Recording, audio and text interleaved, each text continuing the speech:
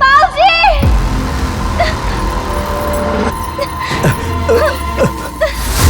बाबूजी! बाबूजी! ये क्या करता नहीं रहा वाला घूमना बाबूजी के साथ है? क्या करता नहीं? घर घोड़े लो तो हर पाप। पूछा? तो क्या मालूम है क्या अकेले नहीं? हम कितना पता बा? इन्हें भी कौन कुछ भी कही थी? हमें कहना भी कही थी। उठी बाबूजी। हे भगवान, देख कैसे पतो भाड़ी? नहीं। तोरा के लक्ष्मी बना के अपना घर में ले नहीं रहा। लक्ष्मी हो कुलच्छनी। ये सब हम ऐसे कहीं नहीं कि रोज सब लोगों की पता चले के चाहिए कि हमारे बाबूजी कितना तड़प के साथ है। रोज सब लोगों के एक एक डिमांड की पूरा कर ले।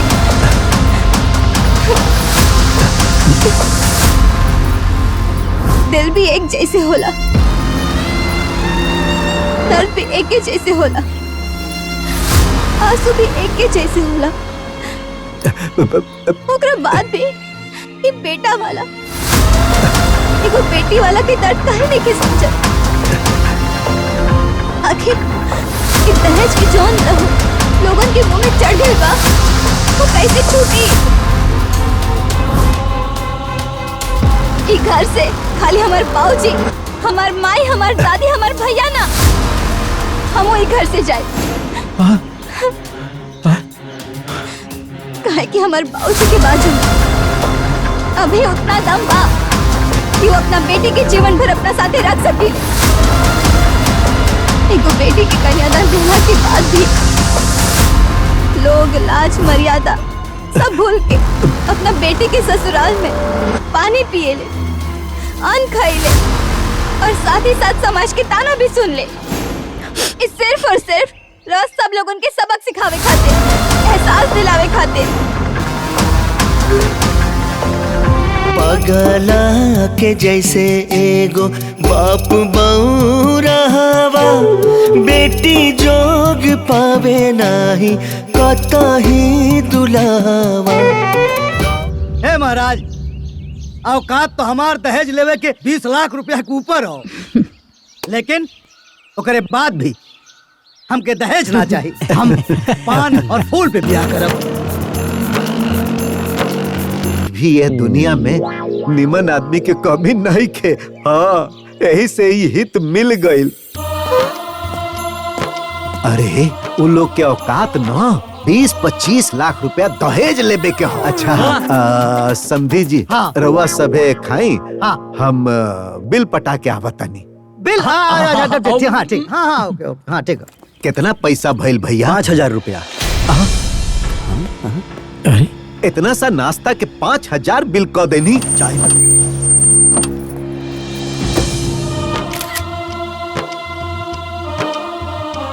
ए समधी जी, ए समधन जी, आज से राउर बेटी हमनी के बेटी पतो तो ना हो गई।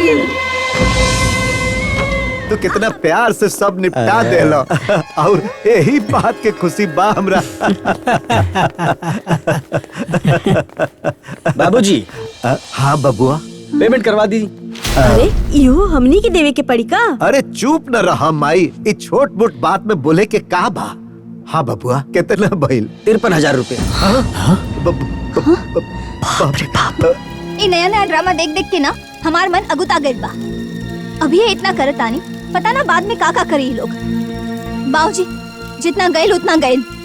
अभी ना ये बिया कैंसिल कर दी रहुआ। ना कोनो शर्म लिहाज बा, ना कोनो परहेज, झूठा हूँ ही बात बात के दुल्हन बिना दहेज, झूठा हूँ ही बात बात के दुल्हन बिना दहेज, दुल्हन बिना दहेज भैया। कितना भइल? बाबूजी 75,000 रुपया भाईल। बाप रे बाप, 75,000? हमरे बेटा की तो सब उजाड़े दी है।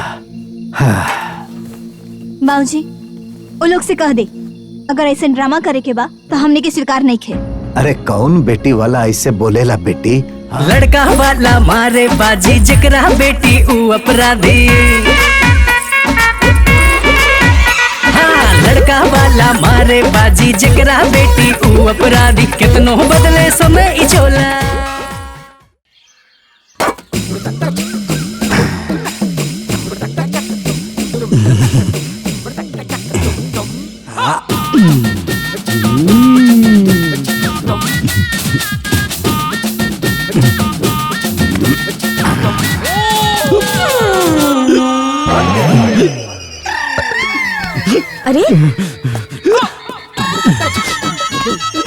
दलिद्र कहीं का।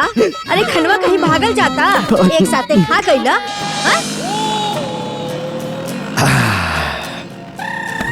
बाबूजी, माई, अब बाबूजी आ गए ले।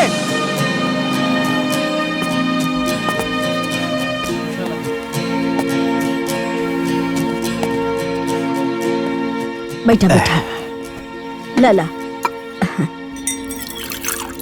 ला पानी पिया। का भैल जी? 18 लाख रुपया दहेज के डिमांड बा। अरे बाप रे बाप, 18 लाख? हे भगवान, कैसे इतना दहेज हमने के दे पाछे? ता आगे का सोचत बानी जी? बस सोचा कुछ तनी। सोचे की जरूरत नहीं खे।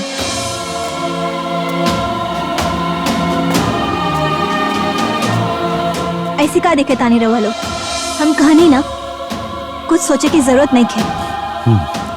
सोचे के तो पड़बे करी बेटी। बाबूजी, हम वो घर में बिल्कुल शादी ना करब जहाँ दहेज रूपी दानों पलट होके।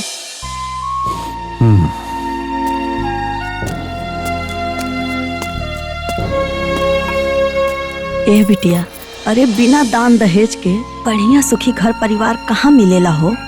ससुरा की सुख दुख तो अपना अपना किस्मत के बात होला ना माई।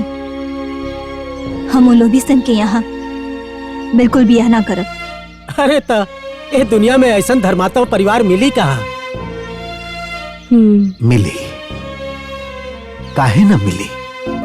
अरे इतना बड़ा संसार बा, खोजे में हम जी जान लगाते हम। हे महाराज, औकात तो हमार दहेज लेवे के 20 लाख रुपया के ऊपर हो, लेकिन ओकरे बाद भी हमके दहेज ना चाहिए। हम पान और फूल पे ब्याह करब। अभी समझला कि लड़का हमार स्वास्थ्य विभाग में नौकरी करेला, बाजार में हमारे को परचून का दुकान हो, दुकान पे कबो कबो हम बैठेला, कबो हमार छोटका भाई बैठेला, कबो कबो लड़का भी बैठेला। जमीन हमारे पास समझला कि कम से कम शुद्ध 20 बीघा के ऊपर होई। और भैया ऊसर बंजर नहीं खे, एकदम उपजाऊ जमीन है, जोते वाली। सलिया भरे में हमके लागत हो कि 4-5 लाख रुपया हमने राशन बेच दे। लेकिन एक बताओ, या जवन खरब बिना दहेज के। हाय देखा, हमनी सब एक साथे बैठ सकेला। हाँ, केहू के कोनो बंधन नहीं खे। मर्द मेहरारू सब एक साथे विचार विमर्श कर सकेला। और ये बाड़ी हमार ननद, ये ऐजा ही रहेली। नमस्ते। प्रणाम। और हमार नंदोई मास्टर बाड़े, और हमार दामाद इंजीनियर। बाकी रउआ तो देखते बानी, ऐजा कोनो चीज की कमी नहीं खे। बाकी हमनी तो दहेज विरोधी बानी, रउआ तो सुनते बानी। जी, भौजी के कहे के मतलब कि मतलब एगो बेटिया अपन बेटियो दी आ दहेजो दी तो बेटिया पर बहुत घनघोर अत्याचार न हो जाई जी। आ दहेज ली हल हमरा घर के लोग के, आ हमरा बड़का भैया के बिल्कुल पसंद नहीं खे। ऊपर से अगुआ बानी बिहारी बाबू। अब जहाँ बिहारी बाबू बानी वहाँ शादी के कैसे इनकार हो सकेला? ए भैया, राव लड़की और हमार लड़का, रउआ हमार रिश्तेदार, हम आपके रिश्तेदार, रउआ हमारे काम में आए, हम रउआ के काम आए। रिश्ता में, ब्याह में यह न सबसे बड़ा दहेज होला। कहा जाला नु कि दुल्हन ही दहेज है। अपन लड़की के विदाई जवन हो सारी में कर दिया, वह हमारा सबसे बड़ा दहेज हो। रहुआ धन्य बानी रहुआ। हम 50 दुआरे गई नहीं, लेकिन केहू आपके विचार जैसन ना मिलल। अरे ए महाराज, जेकरा लगे कुछ हो ना, वो दहेज खातिर भक्का नियन मुंह फाड़ देता। ये बात सही है। और रउआ लगे सब कुछ बा, तब रउआ के दुल्हन चाहिए, वो बिना दहेज के। सब भगवान की कृपा। हम बहुत खुश बानी हम। हमार बेटिया बहुत भाग्यशाली बिया, बहुत भाग्यशाली। बाकी हमनी के एगो बिनती रहे, हमनी की सारा श्रद्धा पूरा होके की चाहिए। हाँ। अरे जब दहेज में आप 1 रुपया नहीं खिले तो श्रद्धा तो पूरा होके चाहिए। हैं? अरे ना, वो कहावत हनु कि लोग अंगुरी पकड़ते पकड़ते पहुंचा पकड़ने लगेला। अरे ना, हम रहुआ सबन के सब श्रद्धा पूरा कर। अरे भाई साहब, रउआ श्रद्धा ना भी पूरा करब ना तो हम करवा ले। बाकी रहुआ हमरा बेटा के देख ली, बाजारे में ओकर ऑफिस भी बा। जी वैसे भी लड़की के बाप के लड़की के बियाहे से पहले ओकरा के अरे ना जी, हम पूरा तरह से संतुष्ट बानी। अरे रहुआ सबके जितना तारीफ कइल जाओ कमे बा। अरे भाई साहब, बाकी याद रखे श्रद्धा और सत्कार में कोनो कॉम्प्रोमाइज ना होखे के चाहिए। अरे ना जी, ना होके। बाकी दुल्हन बिना दहेज के। हम बोली विवेक यही काम करेले। हाँ विवेक, अरे वहाँ के ऐजा काम करेलन। अच्छा विवेक। हाँ जी हाँ। ए विवेक भैया, एक आदमी खोजे आइल बने रउरा के।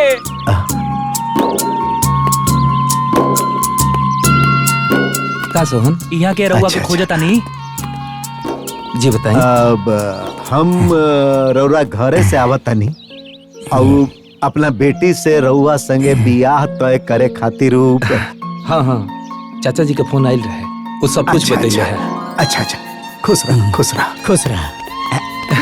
अरे ठीक बा। अरे हमरे दीदी के रउआ से शादी होके वाला बा।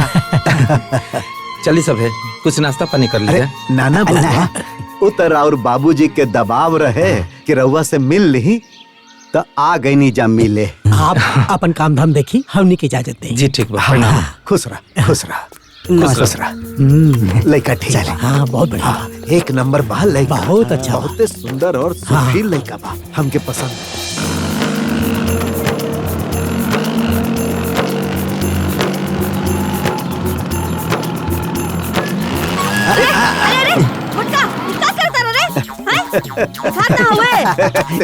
दहेज लाकर नाती कहीं का चढ़ा दिया हमरा ऊपर। मुआ दे बे साची हारता। अरे दादा, बाप रे बाप। ए भाई खाना ले जल्दी से, भूख लागल बा। अरे दुल्हन, ये भूखड़ के खाना मत खियाइए पेटुआ के। आउते ना हाल ना समाचार, पेट में आग लग गई तोहरा के। ए दादी, भूख लगी त केहू खाना नहीं खाई का? हाँ? जब देखा तब बकबकात रहलू। का रे? ऐसे दादी से बात करे के चाहे? चिल्लाता रहते। हाय रहुआ पानी पी। का जी, का हाल समाचार बा? ए मधु के माई, आज भी ये दुनिया में निमन आदमी के कमी नहीं खे। हाँ, यही से ही हित मिल गईल।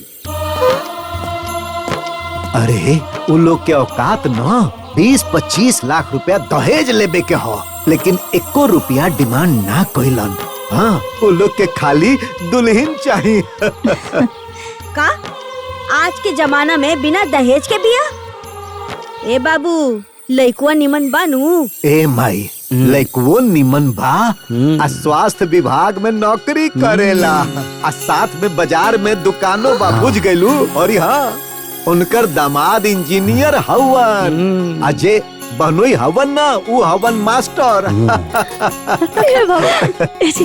यही से सब कहेला ना कि बिटिया अपन भाग ऊपर से लिखवा के लेके आवेली। उनका किस्मत केहू ना बदल सकेला। सही कहलो। ए माई, वहाँ तो 4 किस्म के नाश्ता रहल, 2 किस्म के मिठाई, 2 किस्म के नमकीन, समोसा, तो पूरा भर पेट खा लिया। खाली तोर पेटवे पे ध्यान रहेला। अरे चुप ना रह तू दादी, हो गए। अच्छा जाना ताड़ू, भगवान भी हमरा जैसन मजबूर बाप के न ध्यान कैले होखियन, यही से नु ऐसन हित मिल गइलन। अब हमरा बेटी के आराम से बियाह हो जाए। ए बिटिया, का कहा तारू? बढ़िया भमाई। अरे हाँ, उ लोग के 1 रुपया डिमांड नहीं खे, बाकी उ लोग के सब श्रद्धा पूरा होके के चाहिए, यह डिमांड कैले वालों। हाँ। ए जी, जब वो लोग 1 रुपया के दहेज नइखे मांगत, कुछ और डिमांड नइखे करत, तो उनका श्रद्धा तो पूरा है कि न पड़ी। इतना तो हो ही के चाहिए। बियाह के दिन तय हो गइल बा। अरे माई, अब ही तो दोनों परिवार के बियाह खातिर मन मिलल हा। आप दिन तिथि तय करे खातिर बुलावा आई नू। समझे जी हाँ। ई बाजार में अपन दुकान है जी आही दुकान पे अपन अड्डा क्या हो हाँ क्या हाँ क्या हो हाँ छबीले केने बड़ा हो अरे बाजारे में बानी गजब आदमी हवा बतावा बाजारे में घूमता रहा यहाँ देखा तो हमारा बेटा का ब्याह तय होता महाराज आवा जल्दी से यहाँ सत्कार होटल में हाँ आवा जल्दी आवा तो समझी जी कहत रहनी हाँ देखा आप जल्दी से देख देखवल हो जाओ हाँ, बाकी हम अपनी तैयारी में लग जाई ब्याह शादी में हर हुआ अपनी तैयारी में लग जाई हाँ कि ना और रघुनाथ भाई अरे भैया वाह वाह वाह वाह बेटा बेटा बेटा ए देखा ये मस्त समझी जी हम ब्याह का बेटा क्या है चलो बेटा समोसा ला रे रसगुल्ला भी ला रसगुल्ला बेटा बेटा बेटा बेटा बैठा लोग अरे तू 2 प्लेट रसगुल्ला लेके आवा ए छबीला भाई हाँ भाई। पूछ लो दहेज एक पैसा ना लेता नहीं हाँ। जबकि हमारा औकात 20 लाख रुपया से लेके ऊपर का हो जी बिल्कुल ए भाई उत्तम भाई कहाँ हमारा बाजारिये में हुए ये देखो रोज ही रही है आज गायब हुए एक मिनट ऐसा मौका पे महाराज कहा हो उत्तम बाबू कहाँ बड़ा हो बाजार में क्या करता रहा हाँ ऐसे बा रोज रहा शाम थे आज गायब हवा देखता रहा इतना खुशी का बात बा अरे भाई बेटवा का ब्याह तय कर रहल बानी जल्दी से सत्कार होटल में आवा आवा वो तो भैया का बहुत लंगोटिया यार हो बहुत बड़ा आदमी हमें बड़ा पैसा वाला हमें खा खा लोगन खा खा खा खा अरे उत्तम बाबू अरे भैया कहाँ रह गए अरे सुन के बहुत खुशी भाई बैठा बैठा बैठा बैठा बैठा वहीं बैठा प्रणाम समझे जी प्रणाम बैठा बैठा बैठा बैठा बैठा हाँ महाराज बैठा बैठा बैठा लोग ए ले आओ 5 प्लेट रसगुल्ला और समोसा उत्तम बाबू ई हमारे जी। समझी जी ब्याह तय कर रहल बानी जाना तानी 20 लाख रुपया से ऊपर के ज्यादा लेवे के दहेज के औकात है हमारा बाकी एक पैसा नहीं खिले पूछ लो लागता इतिहास में नाम लिखा जाए खा भैया खा अब आगे के का प्लान बा अब आगे का प्लान रही हाँ अब देखे वाला बात फाइनल हो गए हो ओकरे बाद दिन धराई हाँ समझी जी रौरे कौनो भी चिंता करे जरूरत नहीं के अपन बेटा हम रौरे से पुंत कर दे ई तो बड़पन बाप के अरे ए, समधी जी एक काम करा गाड़ी टाइम से भेज दिया ताकि हम लोग समय से आ जाए खाई खाई भैया मंगवा मंगवा और मंगवा भैया 2 प्लेट और दा अच्छा समधी जी हाँ। रवा सबे खाई हाँ। हम बिल पटा के आवतनी बिल हाँ ठीक हाँ ओके ओके हाँ ठीक जी हाँ हाँ चला उत्तम बाबू जी बराते चले खाओ हाँ पूरा अच्छा, फैमिली बाबू। के साथ चला कितना पैसा भइल भैया 5,000 रुपया अरे इतना सा नाश्ता के 5,000 बिल क देनी चाहे तो बिल देख लें ए माई अरे 1 मिनट खातिर ना हमार खून सूख गइल रहे काहे कि अरे 1,000 रुपया हमरा लगे रहे अरे वो तो बिहारी भैया से पैसा लेके इज्जत बचा लेनी हाँ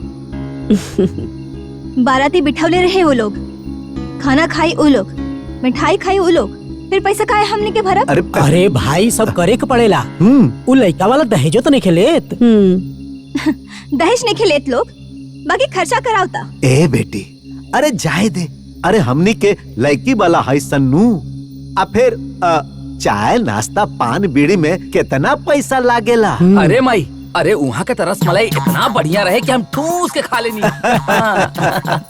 यो लो। अरे पेटू कहीं का अरे आधा बिल तो तोरे खैले का भइल होई ए दादी अरे हम का जानी कि हमारा बाबूजी के बिल भरे के पड़ी यही से हम खूब दबा के खा लेनी है चुप भैसा कहीं के अरे जाए दा लोग बाकी एक बात तो खुशी के हाँ कि अब बेटी के देखा देखी हो जाए सुनी ना कल टाइम से गाड़ी भेज दी कहे से तब ये वो लोग ना अच्छा अब गाड़ी अभी हमने के भेजे के पड़ी अरे भैया समझावा अपने बिटिया के अरे भाई जब लड़का वाला दहेज नहीं खिले तो खर्चा अपना ही न करे पड़े ए बिहारी भाई जाए दा बेटी है नू यही खातिर बाप के मुँहे बोल देलस आ गए बाबूजी इली 20,000 द बेटा, आज के जमाना में आदमी से ज्यादा यही के वैल्यू बा। 5,000 चुनिया कमाई से ले ली हैं, काहे कि अलमारी में मात्र 15,000 रुपया रहल। बाकी चल कौनो बात ना, वो गुप्ता जी से ले आके उनका के दे दे, ठीक बा? ठीक बा, हे चल चल हाँ। चल चल चलो चल चलो अम्मा। चलो चलो चलो। ए भगवान। का रे माई, काहे उतर गेलिस? तक्का बैठ के उसी आई। हाँ। अरे गाड़ी में एसी नहीं खे। कैसी निके? का हो भैया, ये तू कैसन घर में बियाह तो पहला हो? आए हम तो पहले ही जानत रहनी कि हमनी का श्रद्धा पूरा ना होई। ऐसे कैसे श्रद्धा पूरा ना होई? हाँ, एक मिनट, श्रद्धा पूरा ना होई। अबे फोन लगाओ तनी ना। हाँ हाँ लगाओ फोन।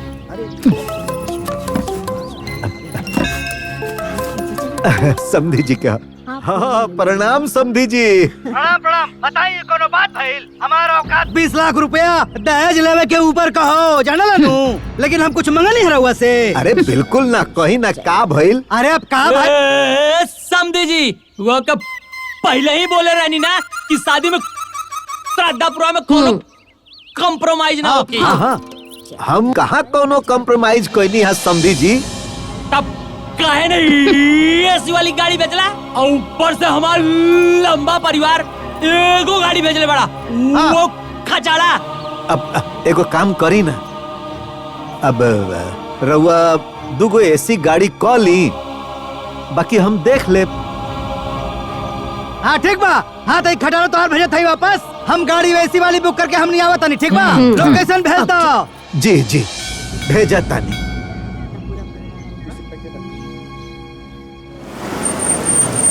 नमस्ते। हाँ चलिए मंदिरिया में। भाई साहब आगे ले। प्रणाम। देखिए आई समधी जी आई। समधी जी कहाँ है सब? यह कौन बात भइल? अब कहाँ भइल समधी जी? हाँ भइल? है मारा तो से एको पैसा दहेज मंगनी हम। अरे ना ना, हमनी के दहेज लेवे का औकात बा कि ना? अब बा ना महाराज। तो रउआ काहे हमनी के मुंह पर कारिख पता नहीं आ? एगो तो हमारे इकलौता भतीजा, अब बढ़ानी मारी ओकरो बियाह में हमनी के एगो श्रद्धा पूरा नहीं के हो। का भौजी, ये सब देख के तोरा निमन लगता? कैसे निमन लगी बबनी, हमनी के तो सारा श्रद्धा माटी हो गई। बस मामा, कितना खराब फोटो ही आई। रवा का जानी कहाँ आ गए बानी मुंह दिखाइया करे। सही बात। ए समधी जी, हम सोचनी हा कि शुभ काम होखत बा तब भगवान के दरबारे में हो जाओ। चुप रहे महाराज, रहुआ हमनी श्रद्धा के बारे में सोचते नहीं थे। ए भैया, श्रद्धा पुरावे खातिर नु मन में श्रद्धा भी होके के चाहिए। इनकर मुंह देख लगता कि कोनो श्रद्धा पूरा करी है। अब हमरा मन में श्रद्धा बा। अरे एक गो तो बेटी हा हमार। हम रवा लोगन के सब श्रद्धा पूरा करब जा। महाराज, कितना श्रद्धा पूरा होता हमनी के सब लौकता। ए भैया, यहाँ के जवन जवन करे करला तन कॉलोनी। अब हमनी के अपन इज्जत बचावे खातिर हमनिए के कुछ करे के पड़ी। रहेगा बड़ी। सुना, जौन भाईल तौन भाईल, फटाफट सामान उठावा। चला राजा, पहले सब सारा प्रोग्राम हुई होई। अब भाई साहब सब सामान उठा ली।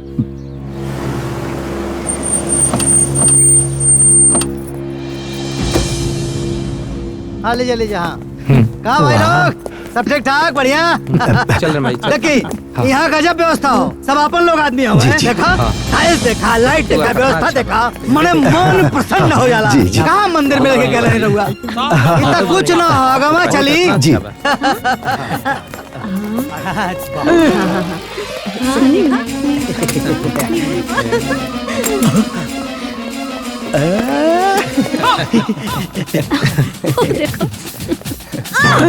दर कहीं का तनी आदमी नियन खो हैं? अरे लोग देखिए तो का कहिए हैं? भूख लागल बता खाई ना। चल पूरा कहीं के बैठा बैठा बैठा। देखिए ये चला दूर देख लीजिए। चलो चलो। अरे बाप रे, दुल्हन तो बहुत सुंदर बाड़ी। साचो दुल्हन हमरा के पसंद बा। हाँ। अरे जब पसंद भी आ तो आगे का कार्यक्रम शुरू करी। हाँ हाँ भैया चला, निकाला सकुन, निकाला लोग, निकाला। हाँ। अरे भैया, नेक काम में देरी का है? ए विवेक, लड़की तो हमनी के पसंद बाड़ी। तहार का इरादा बा हो? देखो देखो। अरे पसंद नहीं है तो कह दो, अभी कैंसिल कर दम, सब देखो की।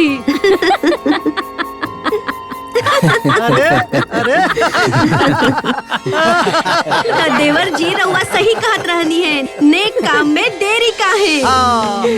ए दुल्हन आवा चला, उठा उठा उठा।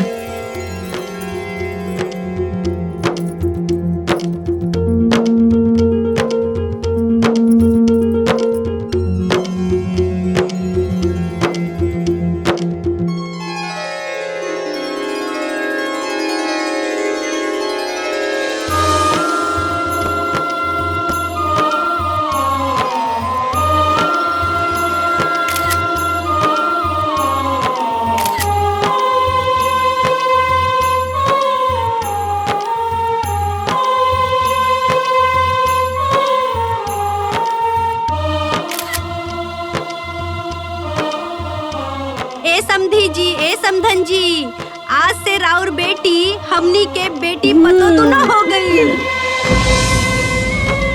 हमनी के भौजी और हमर मामी। चला चला चला चल बेटा आओ।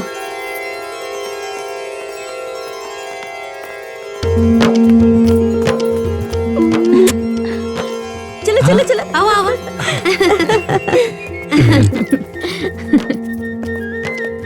समधी जी, पतों के पाके हम बहुत खुश बने।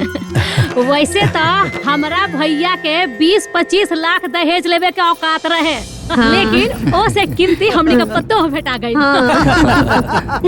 अरे तो अगुवाई के कर रहल। अरे भाई हमेशा टॉप क्लास के रहेला। बंदे जी मने ये रिश्ता दिल से दिल का बा, तनिको चिंता मत करियो, दहेज वाला रिश्ता ना हो। सुनली रहुआ हमरा खातिर और हम रहुआ खातिर। ए समधी जी, अरे रहुआ ऐसा ही अपन आशीर्वाद बनौले राखी तो हम ही सागर पार उतर जाए। अरे समधी जी पार हो जाए ना, समझी पार हो गई। चलो सब बढ़िया से हो गई, यही बात के खुशी बा। हाँ भाई, बाकिर हमरा के तो चिंता भइल रहे कि कैसे होई इस सब। लेकिन बा भगवान तो कितना प्यार से सब निपटा देलो, और यही बात के खुशी बा हमरा। बाबूजी। हाँ बबुआ, पेमेंट करवा दी। अरे यो हमनी के देवे के पड़ी का? अरे चुप न रहा माई, इस छोट मोट बात में बोले के का बा। हाँ बबुआ, कितना भइल? 53,000 रुपए। उतना पैसा जी? बाकी हमने के बोलवले तो वो लोग रहे ना, फिर हमने के पैसा काहे दे सन? ई का बात भाई?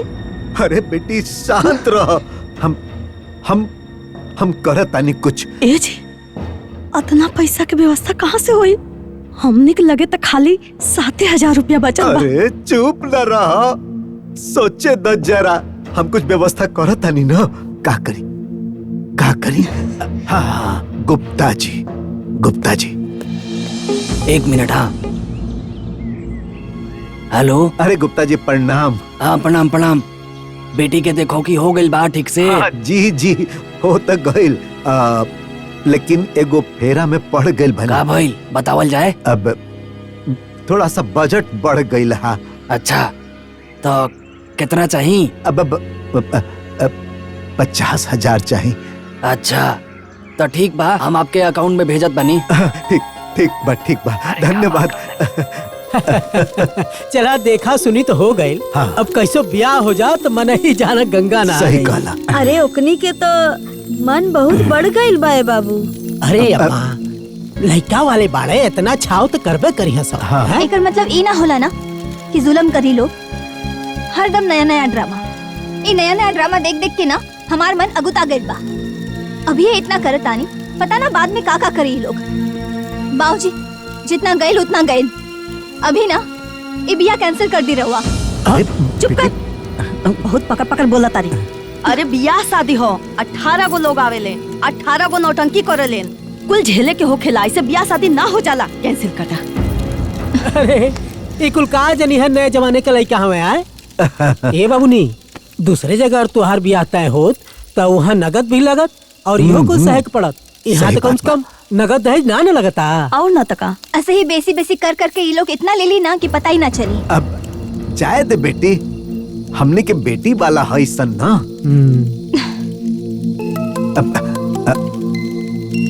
ए समधी जी के फोन है। उठाई उठाई उठाई उठाई। प्रणाम समधी जी। नमस्ते नमस्ते। अच्छा यही कहत रहनी है कि रहुआ तो जनते नु बानी कि हमारा औकात 20 लाख रुपया के ऊपर दहेज लेवे के बाटे, लेकिन देखी मने हम एको पैसा के डिमांड रहुआ से कहनी ना हम। नाना महाराज, अब यही से तो हम ई बियाह खातिर हिम्मत कैनी हा। हाँ अरे काहे ना। अच्छा सोने नु हम ही कहत रहनी है कि मतलब छोटी सी डिमांड रहला।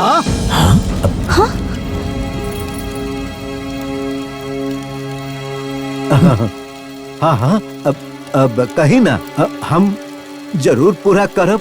देखियो ना शादी ब्याह तो बार बार होला ना। सही कहता नहीं तो मतलब हमरा परिवार का बड़ा मर्जी रहल है कि वो का कहले ओके प्री वेडिंग। हाँ प्री वेडिंग हो।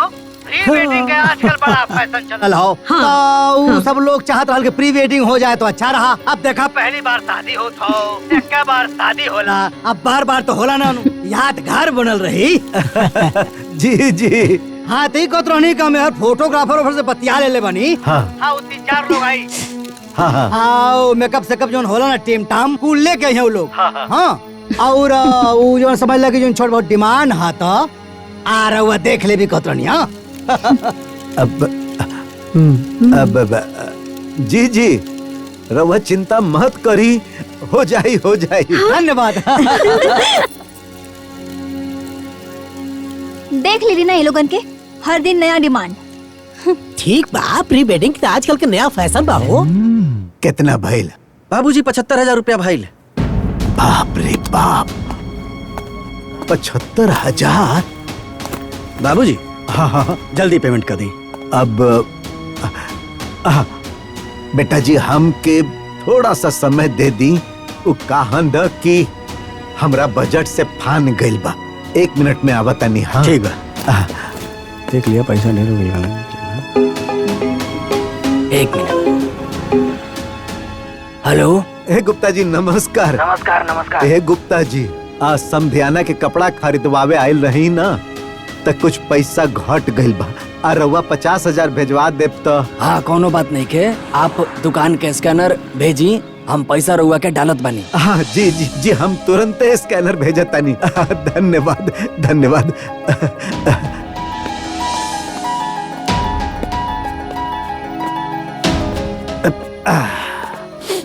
मधु के माई पानी पियावा। हाँ। अरे ई कैसन हितनाथ बाड़न बाबू, हमरे बेटा के तो सब उजाड़े दी है। बाबूजी वो लोग से कह दे अगर ऐसे ड्रामा करे के बा तो हमने के स्वीकार नहीं खे। अरे कौन बेटी वाला ऐसे बोलेला बेटी? हाँ तो का कहल जाए बताई ना। चुप कर, बहुत बोला तारे। अरे शादी ब्याह के घर हो, 10 तरह के खर्चा होखेला। है ले पानी पी। हाँ अब कितना खर्चा बाकी बची? बारात बुलावे खातिर 8 गो गाड़ी भेजे के पड़ी। हाँ? समियाना ह, बैंड बाजा ह, ऑर्केस्ट्रा भी तो बुक करे के पड़ी ना। अरे इस सब का कितना खर्चा बढ़ जाए सन, हमरा तो कुछ समझे में नहीं खे आवत। ए भाई अब कितना हो खर्चा लागे, व्यवस्था तो कर ही के पड़ी ना।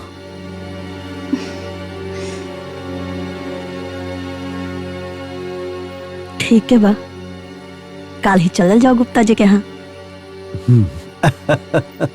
अब तो गुप्ता जी ही पार लगई हन। अभी ले 3 लाख हो गइल बा, और कितना पैसा चाहिए? अब गुप्ता जी 5 लाख रुपया चाहिए। दहेज तो देवे के ना रहल, तो इतना पैसा कहाँ खर्च कर रहल बड़ा? अरे गुप्ता जी रउआ तो जनते बानी, लड़की वाला कितना मजबूर होला। इतना पैसा ऐसे कैसे खर्च कर देनी? अब हम जमीन के कागज ले आयल बानी गुप्ता जी। अरे दो हो।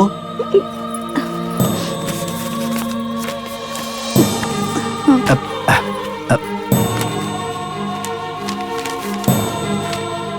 ये देखिए गुप्ता जी। अब हम का कहीं पैसा घरे ले जाइबा कि पहुंचवा दही? ए गुप्ता जी लेके जाए उ का न कि हाथ में होके के चाहिए। ए लड्डू के माई, कबाड़ में 5 लाख रुपया रखल बा, ले आवल जाओ। और कौनो जरूरत होके तो बताई जी।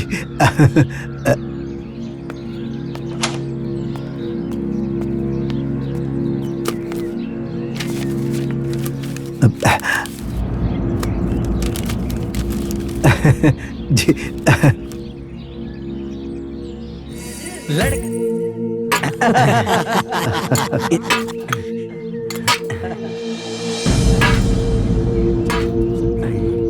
कैमरा बंद कर कैमरा।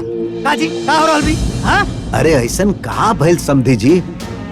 ए महाराज, हमनी स्टील के थरिया में खाइब जाओ। हाँ बतावा, राम कमन जेकर दामाद इंजीनियर हो, जेकर बहनोई मास्टर हो, उस स्टील के थरिया में खाई हो।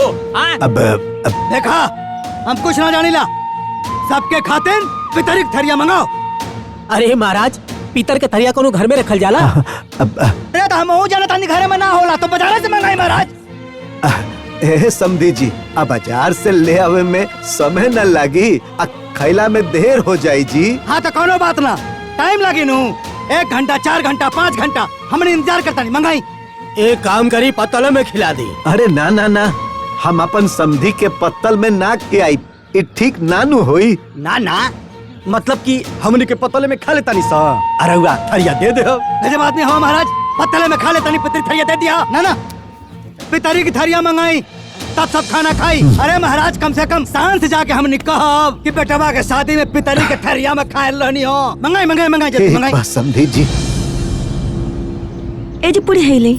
अरे ये पूरी रखा बाद में दी है, पहले पैसा द फटाफट, हम पीतर के थरिया मंगाई। पीतर के थरिया?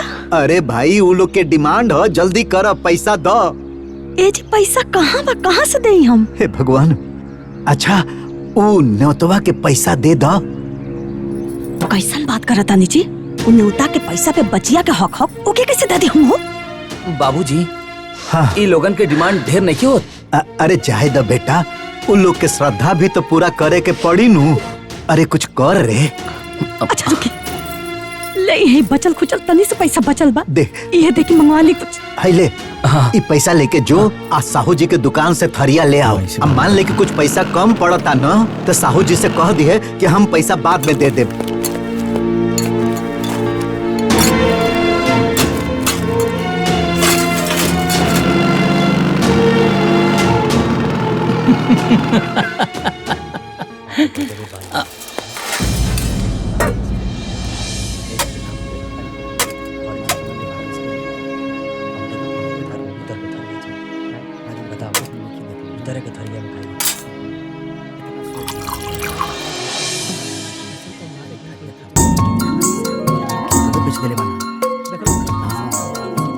ए समधी जी, खाना कैसन बनल बा? आज कहीं भैया राउर काम एकदम नंबर 1 ग्रेड के बा हो। सुनो समधी जी, बोली लोगो बंधन में खोलो वाले। सही कहा तारा, कहा है ना कि बात के झंझट न रहे। जी जी, अरे एकदम पाई पाई रवा सबे भोजन पाई। सब बढ़िया से हो गइल नु। अब क्या बात देखी,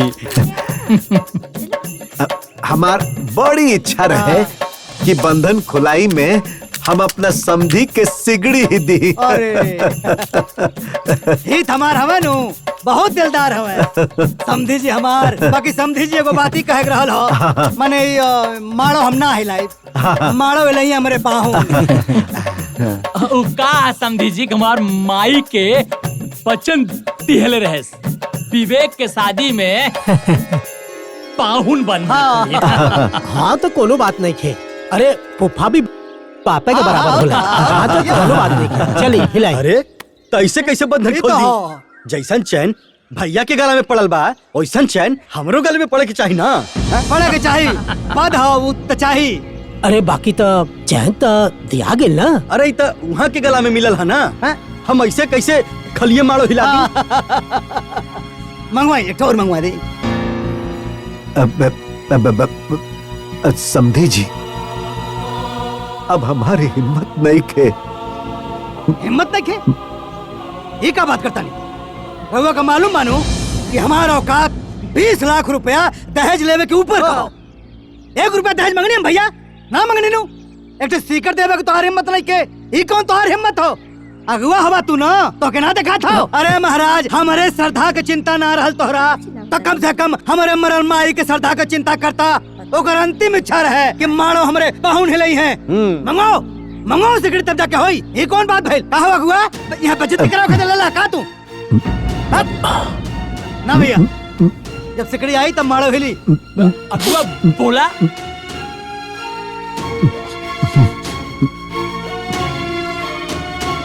का फर्क मतलब है? काम एक से का हो जाए।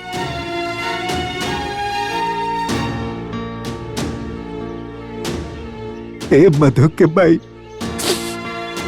अब कोनो रास्ता नहीं खे।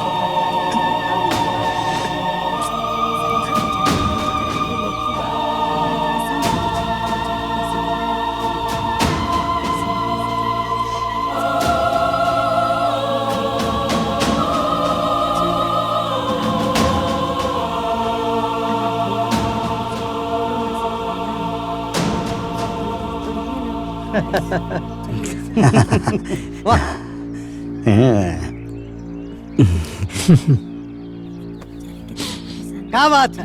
हम कहा कहत रहनी हाँ? हमरे समधी जी के जवन दिमाग के बत्ती है नु उ जलेला, बस खाली थोड़ी देर से जलेला। बाकी हीरा हवे हमार समधी जी। देखा, दिल खोल के आशीर्वाद दिया पाहुन। एकदम एकदम। अच्छा पहले गले तो जी। क्या बात है, क्या बात है। चला चला, खोला खोला खोला। अरे चिंता मत करी। हाँ, बोलो श्री रामचंद्र की जय।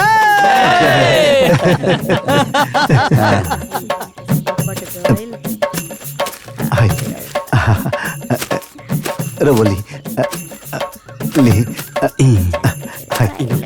है दीदी है अगुआ को देती ना ना अगुआ के। हाँ हाँ, अरे ला ले ला। अरे कोनो बात ना, लवा हम रख देते हैं। अच्छा हम ही कहा था अगुआ जी, यही लागे साटा बाटा के भी हिसाब होता। हाँ हो जाए तो मतलब बार बार लफड़ा ना रही। है पाहुन? हाँ भैया, समझी से मिलके सब करवा ला। हाँ भैया, चलिए रहो चलिए। आई इत्तहार है बेटा, तहार डेकोरेशन 20,000 रुपया बाचल रहे नु। हाँ, डेकोरेशन वाला है तो पूरा बा। ठीक बा। जा अब एक फोन है, गुप्ता जी के फोन है। अब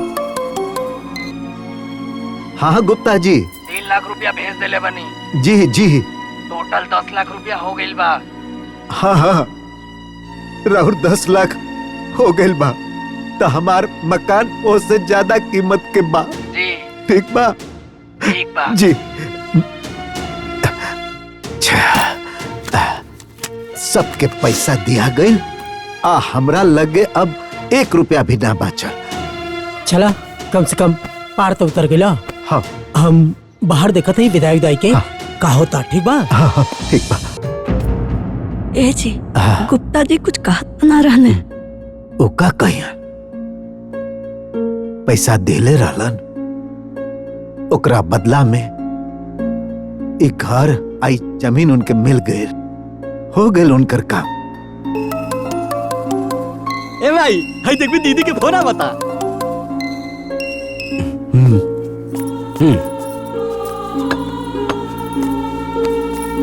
हेलो, प्रणाम माई। खुश रहा बिटिया, का हाल चल बा?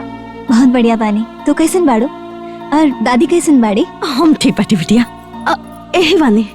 प्रणाम दादी। खुश रहा बिटिया। कैसन बाड़ो दादी? भगवान के कृपा बा। बाबूजी कहाँ बाड़े? ए बिटिया, बाबूजी गए रहने गुप्ता जी के यहाँ, बस अभी तुरंते उते बाड़े। गुप्ता जी के यहाँ काहे? ए बेटी, प्रणाम बाबूजी। खुश रह बेटा। ए बिटिया, हाँ बाबूजी। गुप्ता जी के एक घर आई जमीन लिखे के पड़ गई। काहे? कर्जा बहुत हो गिल रहे बेटी, ना चुका पैनी, यही से ही घर आ जमीन लिख देनी। बाबूजी तो लोग कहाँ रहबा? रहले बेटी, रहले सन। भगवान के बनावल बहुत बड़ दुनिया है। रहले तू निमन घर चल गईले ना, हमने के यही में खुश बनी, बहुत खुश बनी बेटा। ना बाबूजी, तो लोग ना हमरा साथे रहब, हम सब साथ में रह बेजा। हाँ। अरे जौना बेटी के कन्यादान क देनी, ओकरा घरे के पानी पियब जा। हाँ? ए बिटिया, तू काहे हमने पे पाप चढ़ावा तारू हो? आज ले जो दुनिया में ना भाई, वो हमने से मत करावा वो बिटिया। ना दादी, आज जौन स्थिति हमारे परिवार के भइल बा, ओकर जिम्मेदार सिर्फ और सिर्फ यह परिवार बा। अरे हम तो सोचनी कि ये लोग दहेज नहीं खिलेत लोग, और हमारे गरीब माँ बाप के गुजारा हो जाए, बाकी ये लोग तोरा लोगन के तिल तिल तड़पाउले बा लोग। अभी लोगन के एहसास दिलावे के बा। अरे कि एगो बेटी वाला कितना तकलीफ सह के एगो बेटा वाला के हर श्रद्धा पूरा करेला। लेकिन फिर भी बेटा वाला के रहम नहीं खियावत। एगो बेटी वाला के दर्द का होला, एगो बेटी वाला के मजबूरी का होला, इस सभी लोगन के बतावे की पड़ी। तोहने लोगन के हमार कसम बा, अगर तू लोग ऐसा ना आए बना तो हम भाग के ओइजा आ जाए। बेटी सुनो।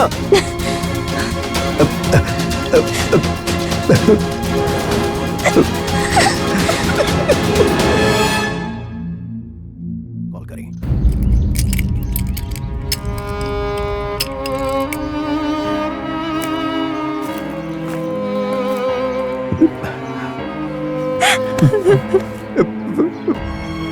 अब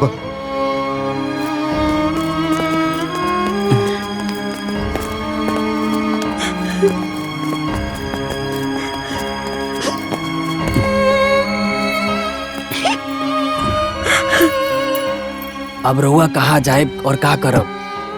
गुप्ता जी, अब तो हम ऊ करब जो आज तक कोनो लड़की के बाप न कैलस। अब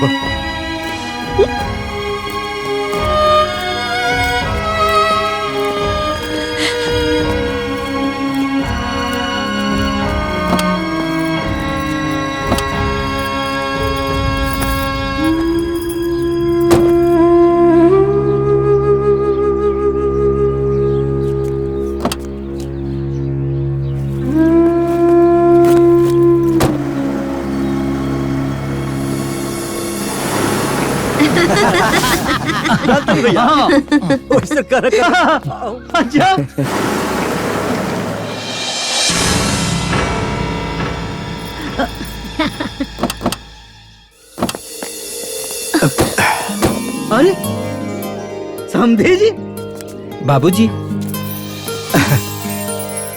प्रणाम। बाबूजी खुश प्रणाम। रहा, खुश रहा। दादी प्रणाम। खुश रहा, खुश रहा, खुश रहा। अरे समधी आई जी, बाबूजी, आई। अरे ये बताएं, अचानक रहुआ लोग बिना बतौले आ गए लोग, हमारे कोनो खास बात हम समझनी ना बात। ना समधी जी, रउआ कहे नी न कि चिंता मत करो, आ हम रउआ खातिर बनी आ रउआ हमरा खातिर, तो उहे वादा निभावे के समय आ गइल बा। हम समझनी ना। हम समझावता नहीं से समझे जी। उ का हम समझे जी, जानते बानी रहुआ कि बिटिया के बियाह में हमार घर दुआर खेत बाड़ी जमीन जायदाद सरबस बिका गईल। अब हमार अपन जवान रहल कुल तो खत्म हो गईल। बस अब हाई है घर आपस रहुए सब नापन बचल बानी। यही से हमने सब राउर चरण में आ गए नी। ए विवेक जी ए बेटा ले जा तरी नहा दो अपन में पियो जा। अच्छा जाता नहीं जा। ए भाई चलो चल चल चल चल। हाय माई हाय बाबू का गाड़ी के भाड़ा दे दा। आई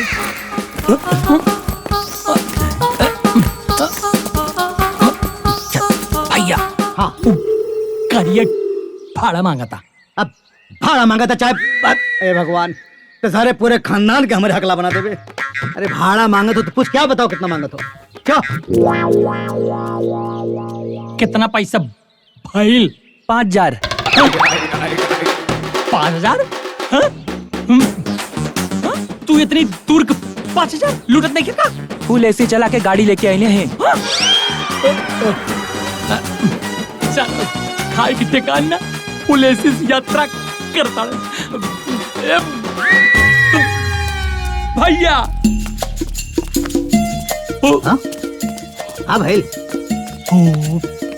5000 मांगत बा तो हम का करी 5000 भेला तो दे के पड़ी तो हम कह दी हम समझी तोहार आइल बाड़न। हाँ समझी आल हम तो पैसा बोला हो पापा जी। हाँ बाबूजी कहनी है कि उनका भी कुछ बाचल नहीं और गाड़ी के भाड़ा खातिर द्वार पर हल्ला गुला हुई तो इज्जते न जाई। अरे इज्जत जाई 5000 भेलो 5000 तो की ज्यादा ना लगा तो बाबूजी हाँ हाँ बाबू 5000 तो लगबे करेला। रवा लोग जब मुंह दिखाई खातिर ऐसी गाड़ी में आइले रहनी हमने की यहाँ तब हमनियों की भी इतना ही देनी है। हाँ हाँ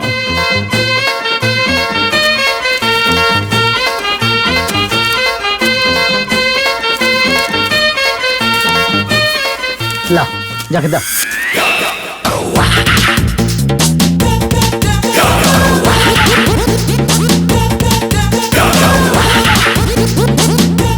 अब यहाँ लो अब चलो चलो एक बात बतावा लोगन अगर केहू नात बात रिश्तेदार से कह दो कि चिंता मत करिए हम बानी ये महाराज अगर हम कहिए दनी तेकर मतलब का भाई तो अपन डेरा डंबर घर दुआर लेके हमारे दुआरे पे आके बैठ गया। ये बात कर रहुआ 1 लाख के कहता नहीं। बताओ रहू हमारे रिश्तेदार है ऐसा कर सकीले का? महाराज हम तो आज लैसन दिखला ही नहीं। अरे हम तो पहले ही कहत रहनी कि तू कैसन घर बियाह करावत। अरे कन्यादान होखला के बाद तो घर के पानी ना पियल जाला आई अनाज कैसे घोटाई। अरे जे लाश शर्म घोर के पी जाला ना ओकरा के कुछ करे में शर्म ना आवेला बुझना। बाबूजी हाँ बहू रवा हमार माई बाबूजी दादी और भैया खातिर एक घर में शरण देनी एक खातिर हम रवा लोग के बहुत आभारी बानी। अरे बहू कैसे बात करता रही। अरे भाई सुख दुख में अपने नु काम आवेला। पूछा ना हमने ना ये चर्चा करा अरे उस समधी और समधिन के नाश्ता वास्ता करेलू की ना। जा जा जा कुछ खिया पिया दा। जा भी करावता नहीं।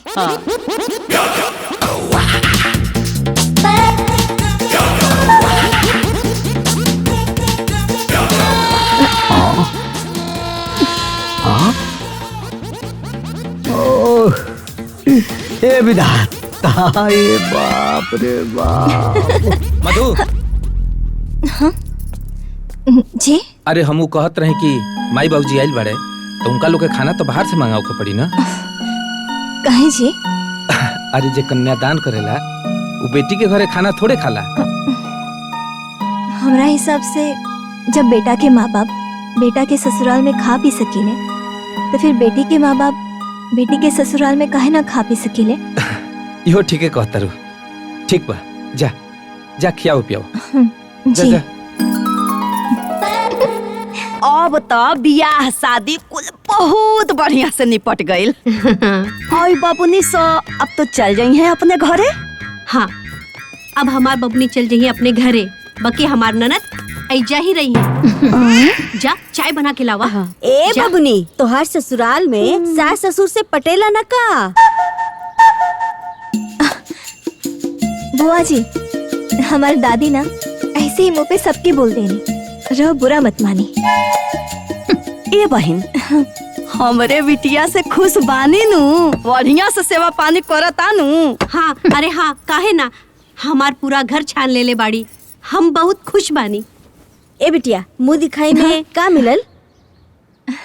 बहुत कुछ मिलल बा दादी। अच्छा, माँ जी हमरा के सोना के चेन देनी हा, और बाबूजी सोना के अंगूठी देनी हा, चाचा जी सोना के कान के बाली देनी हा, और ननन जी सोना के झाला, और बुआ जी चांदी के पायल देनी हा।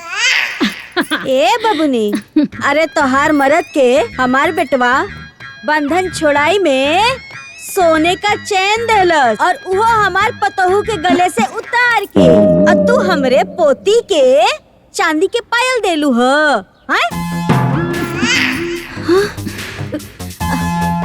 जाए देना दादी जी, सोना चाहे चांदी, बुआ जी के जितना बल रहे उतना देनी हा। यही से कहल जाला कि औकात से ज्यादा ढेर भचर भचर ना कइल जाला। कहो समधन जी, ठीक कहता नीनू। ए समधन जी, अरे बोला ना, ठीक कहता नी। हाँ।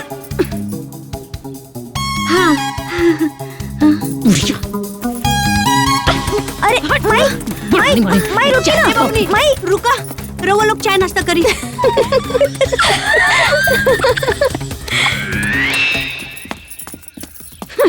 माई, ए बबनी रुका। बाबूनी, अरे बताओ, हितनाथ का कौन रहन हो? कि सबके सामने बेइज्जती करे? जकरा जितना जुर्म मिलल उतना देले बा। बबनी, हमरा के भी खराब लागल है। अच्छा, ऐसे वो बुढ़िया कहावत रसिया आ तू घोटावत रहलू हो। हाँ, तो मजबूरी में मम्मी का कहती, पापा तो कहते रहले सोना के बनवावे के, बाकी तू ही ना लगलू है दिमाग लगावे। अयो दादा। हाँ बबनी।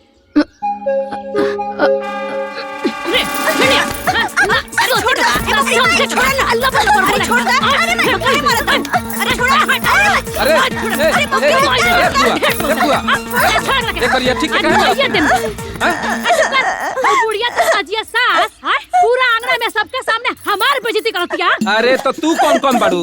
मालूम में फटर फटर बोल के वो लोग के बेइज्जती करत रहू तो ऊ ठीक रहे। लगला ससुरारी का तारीफदारी करे। ए बेटा, जायदा, शांत रहा ना, शांत हो जा। चल चल चल सा हमार दिमाग चल झुका लड़ाई में पीएसपी कैले भी है। बाप रे बाप, ये कहां से अखोर बखोर आके आंगना में बस गली से होता था। जी नहीं चली खाना बन गई है, खाना खाई लोग।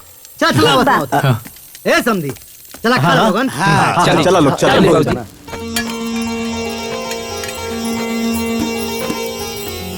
जी पापा जी, बैठाओ समझी बैठा। हाँ चलिए ना, समझी जी बैठिए। बैठाओ, तुम बैठो। चलिए पापा जी बैठिए ना, वो बैठिए। बैठिए बैठिए। ए सोनी, बैठिए सब। अरे बाप रे।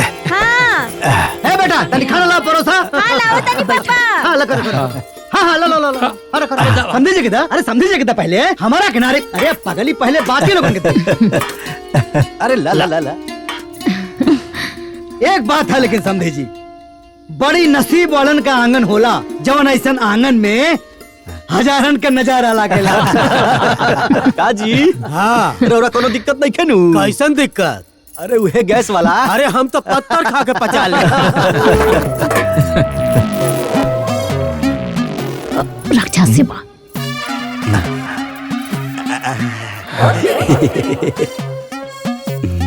ए बाबुआ, इतने बड़े थरिया में खाला का? जी चाचा जी, ये थाली में खाए लन। अरे तो कोनो बात ना, खाए दा चाहे जो थारिया में खा, चाहे तो पेटुए में नू। चला शुरू कर। अरे महाराज, अब पहले रवा शुरू करी ना। अरे रहुआ तो शुरू कर दे ले, अब रहुआ करी। तो शुरू कर जाओ। बोलो शिव रामचंद्र की जय। हाँ।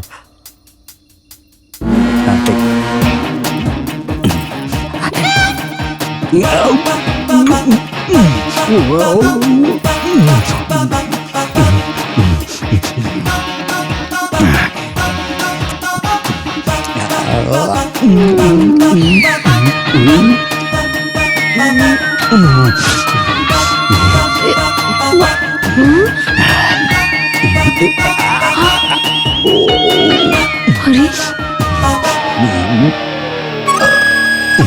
अरे बाप पूरी सब्जी।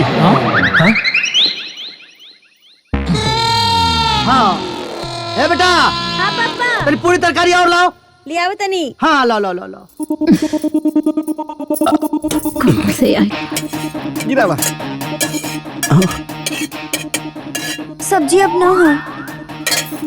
अरे खा ला खा ला खा ला खा ला।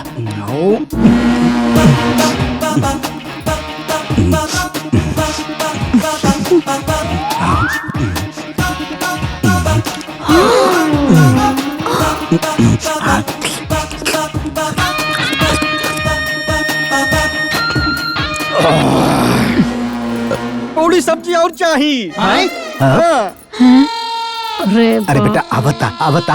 ए बिटिया हाँ पापा तेरी खाना और लावा। पापा खाना खत्म हो गई। खाना खत्म हो गई। अरे बाबू सुनो सुनो रो मत खाना और चाहिए लो। और खाना से क्या हुई? हमका कुल चाहिए। हाँ ला हमरा खाइला। उतने से हमार का हुई? हमके सबका चाहिए। लो भैया ला ला ला ला बाबू खा ला। सब लोग दो भैया। ला ला ला हमरो खा ला ला हमरो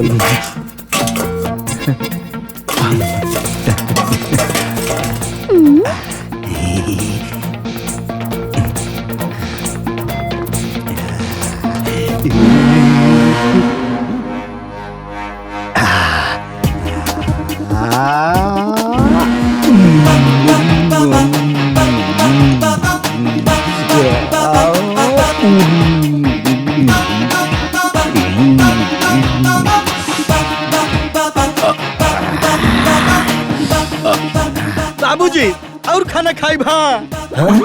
अरे अरे भूजी अरे हाय ले बेटा हमरो ले। हमार उतने से क्या हुई? का समझी जी खाना तो खत्म हो गई। समझी जी अरे हम राउर पूरा बारात के खाना खियनी हा। अरे हुआ हमारे को लड़का के भी खाना ना खिया पौनी।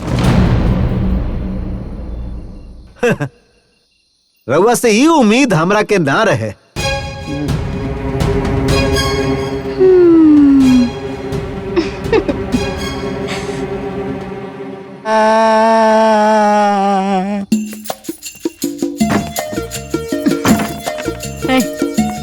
हाय धरा लोगे इहे खा के पानी पी लो लोगिन कम से कम कुछ तो राहत मिली। दो हमरे को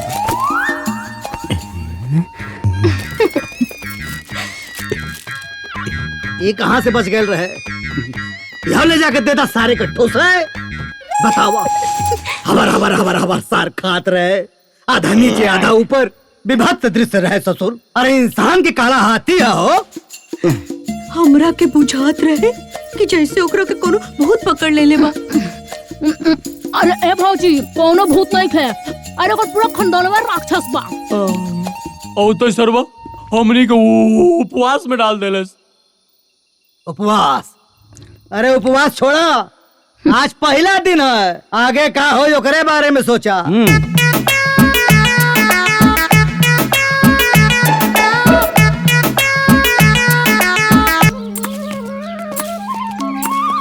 बाबूजी हाय खेतवा जोन जोतल है ये अपन है का? ना ना बाबू तो ए समझी जी हई जौन गेहूं लागल बा बहुत सुंदर लौकत बा। ई खेत त पक्का राउर होई। नहीं यो मारना। अरे तो राउर खेत कौन है? ये हम बताओ आओ ये बॉर्डर से लेके बॉर्डर तक है। हई हाय हई खेत हई खेत राउर है। हाँ हे महाराज रउआ तो कहत रहनी हा कि हम साल में 4-5 लाख के गल्ला बेच दे ही ना। ऐसे ही हवा में फेंकत रहनी है का? कौनो बात ना बाबूजी शादी से पहले हर बेटा लोग अपना आपके राजा दशरथ समझेला। अरे रे रे रे समधी जी, अरे होला होला कोनो बात नहीं समधी जी, शादी ब्याह में थोड़ा बहुत झूठ फूट हो जाएला, अब कोनो बात ना। चली चली चली चली आई आई आई आई रौरा के पाके तो हम धन्य हो गए नहीं। अरे आई आई आई आई आई आई ए समधी जी, हाँ ई उहे होटलिया हनु है जहाँ राउर अड्डा रहे, याद बा? अरे पहली बार ही मिलल रहनी हमनी, उहे है वो, हमारे परिचित का भैया। तो एगो काम करी नु, बताई? चली पुरान याद ताजा कइल जाओ। अरे है ना, आवा चल चल आई बिल्कुल आई आई आई आई जी। इधर राउरे दुकान और राउर अड्डा, बैठी बैठी बैठी। ए भैया, एक प्लेट में दूधू को गुलाब जामुन आ कचौड़ी ले आवा। ए समझी जी, खैला पियला में कोनो कोताही ना होके ना ना चाहिए। सवाल ना उठा खाल पियल दे हना बाबूजी। मालूम बा समझी जी, रौरा से जौन अपनापन मिलेला नु, कसम से मजा आ जाला। चीता के बुलावो तनी। हेलो हेलो चीता, कहाँ बाड़ो? अरे यही बाजारे में। अरे जा मर्दे, तू बाजारे में बाड़ा, हम अपना समधी जी के साथे सत्कार होटल में आयल बानी जा, तू मार्केट घुमताड़ का मर्दा, जल्दी आवा। अच्छा आवा तानी आवा आवा खा बेटा खा, है ले ले ले ले गौरी ले, पकड़ पकड़ पकड़ पकड़। खा खा बढ़िया बा, का स्वाद बा। अरे वाह वाह वाह वाह। समझी जी, ये हवे हमार चीता पहलवान। देखते हैं। बैठा बैठा बैठा बैठा बाबू, खायल पियल शरीर लागत हो।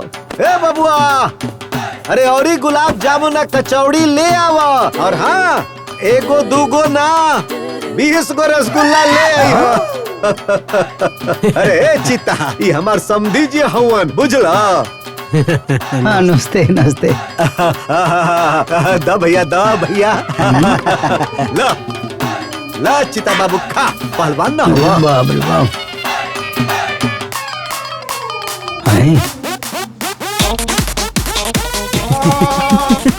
तुहार फेकन चाचा हुए बजरवा में। बुलाओ बुलाओ बुलाओ। अरे हे फेकन, कहाँ बाड़ो? बाजारे में। जा मर्दवा, बाजारे घूमत हुआ, हम यहाँ सत्कार होटल में अपना समधी जी के साथे बैठल बानी। अच्छा हाँ, तो एगो काम करो, अब बोली ना। जल्दी चल आव, समधी जी से मुलाकात हो जाई। अच्छा ठीक बाबत है। हाँ हाँ अब ई जे फेंकना हानू, अरे गांव भर में का कहीं एक जुबान कहानू तो 10 गो 20 गो 50 गो लड़का लेके आ जाला। हे भगवान, हे दादा। ए समधी जी, 4 गो पहलवान के चाप के ऐसे ही ढहा दे लाई। तू खा खा। अरे खा खा खा चिता खा। अरे और ही 20 को ले आवा भाई।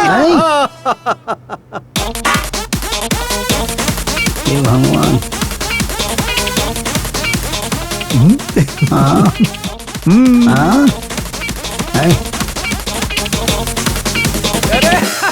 नमस्कार। अरे नमस्कार नमस्कार। वाह वाह वाह, नमस्ते नमस्ते नमस्ते। ए समधी जी, ये हमार गांव के लड़का लोग हवन सा। अच्छा बैठा लोग। हाँ बैठी। जी। अरे भैया, इन लोगन के भी गुलाब जामुन कचौड़ी परोस द भाई, द द द द गरबा गरम कचौड़ी भेजा। द द द द सबके द भाई, द द। ए भाई, अरे ले आवा हमरा चीता के प्लेट में 10 गो और डाला। हाँ द द इन करा के द।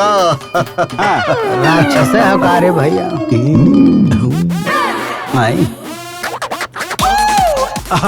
अब ए समझी जी, आप तनी बिल दे के आइल जाओ। हाँ ए भैया,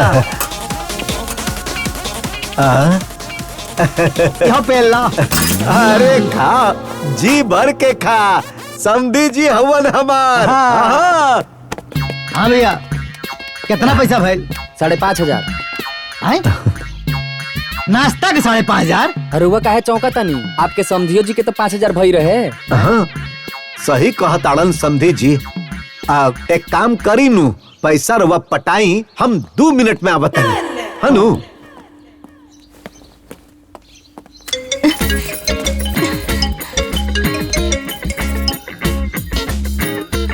हाँ बाबूजी, कैसन दृश्य रहला हो जा। अरे बिटिया, नानी याद दिवा देनी हो। बहुत बढ़िया। अरे बिटिया का कहीं पैसा गिनत रहला ना नू, तो मन एकदम चोखा हो गइल रहे।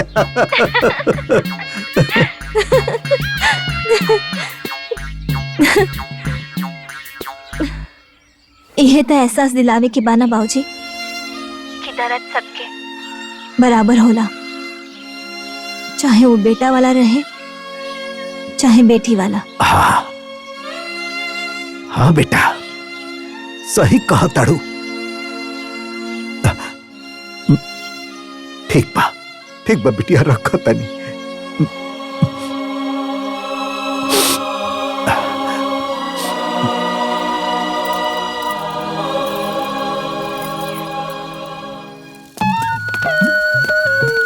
हे भैया, हाँ चल अगुस बात कर जाए। चल आए उठा आए, चल लगा।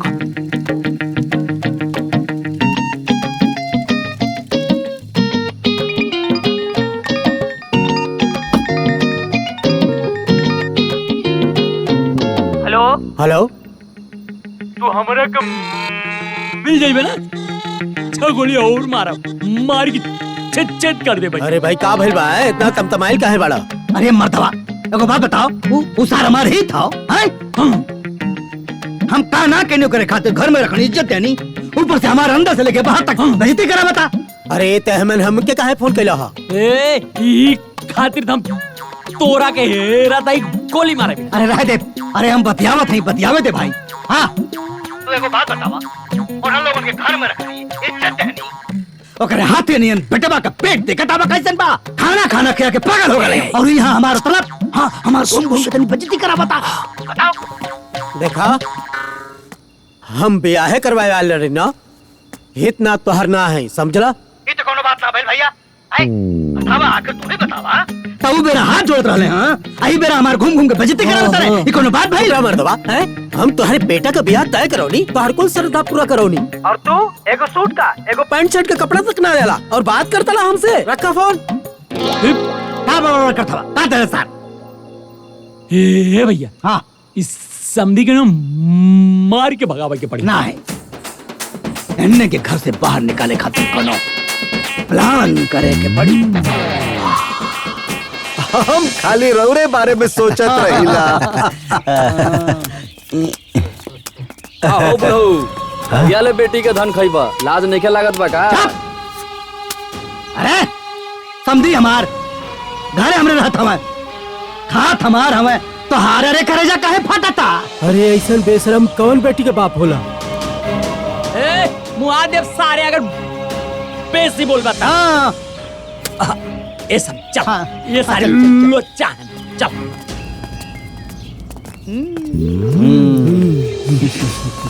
हाँ समझी, हमार खात हवे हमार रे। अब आओ।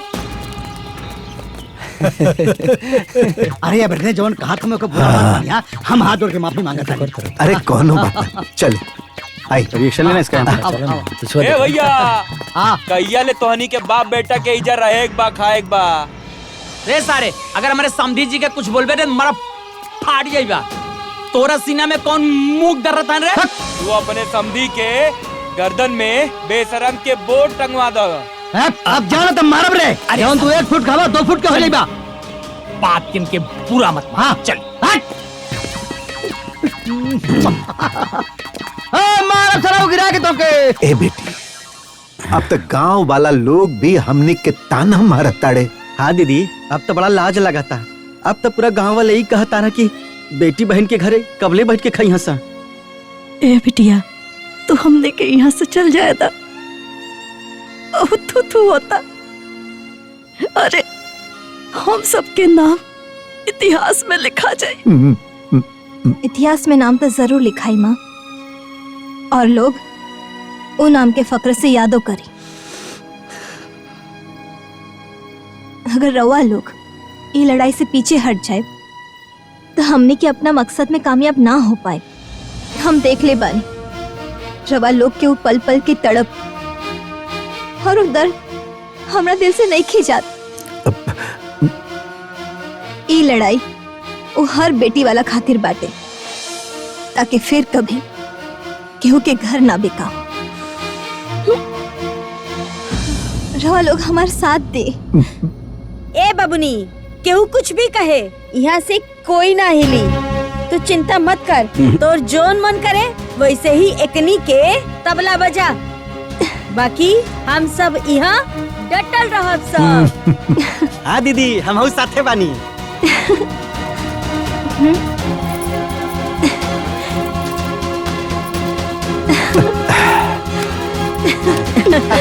एगो बात बतावा बहू, बियाह में तहर बाबूजी खूब सेवा सत्कार कइले। आई बात के पूरा गांव जवार में चर्चा बा।